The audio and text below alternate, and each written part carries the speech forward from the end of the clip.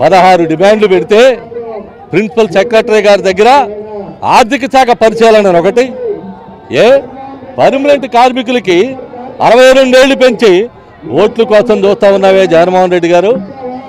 వాక్వా CMVలో పనిచేసే వాళ్ళకి 60ఏనా, 60 దాటినటువంటి ముసలమ్మలు ఎవరో చూడండి, వాళ్ళని పక్కన పెట్టండి అని చెప్పారండి. డైరెక్షన్ ఇస్తావా?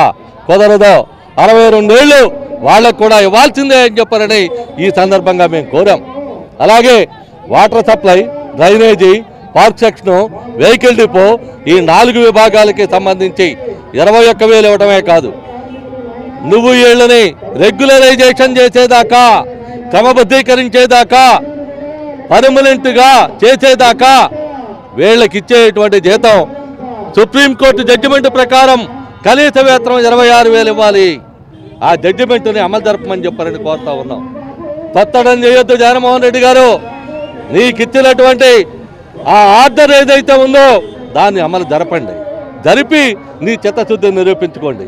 డ్రైనేజీలో పనిచేసేవాడు చనిపోయినా, వాటర్లో పనిచేసేవాడు చనిపోయినా, పబ్లిక్ హెల్త్ కార్మికుడు చనిపోయినా, ఎవరు చనిపోయినా మీకు ఇచ్చేటువంటి నష్టపరిహారాన్ని ఎక్స్గ్రేషియాని సుప్రీంకోర్టు ఇచ్చింది 30 లక్షలు ఇవ్వమని.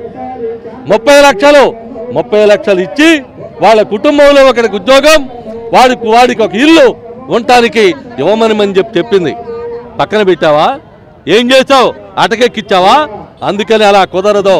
ఈ రకమైనటువంటి సమస్యలతో పర్మనెంట్ చేయాలి, 26,000 ఇవ్వాలి, సంక్షేమ పథకాలు అందరికీ వర్తింప చేయాలి, ఆప్కాస్ అని చెప్పనేటువంటి ముద్దు పేరు తీసేసి కాంట్రాక్ట్ అండ్ అవుట్ సోర్సింగ్ అని పెట్టి నువ్వు అమలు జరిపేదానికి పూనుకోవాలి. లేనట్లయితే కార్మికుల సమ్మె కొనసాగుతుంది. ఎల్లుండి నుంచి ఇవాళ రేపు ట్రయల్ మాత్రమే.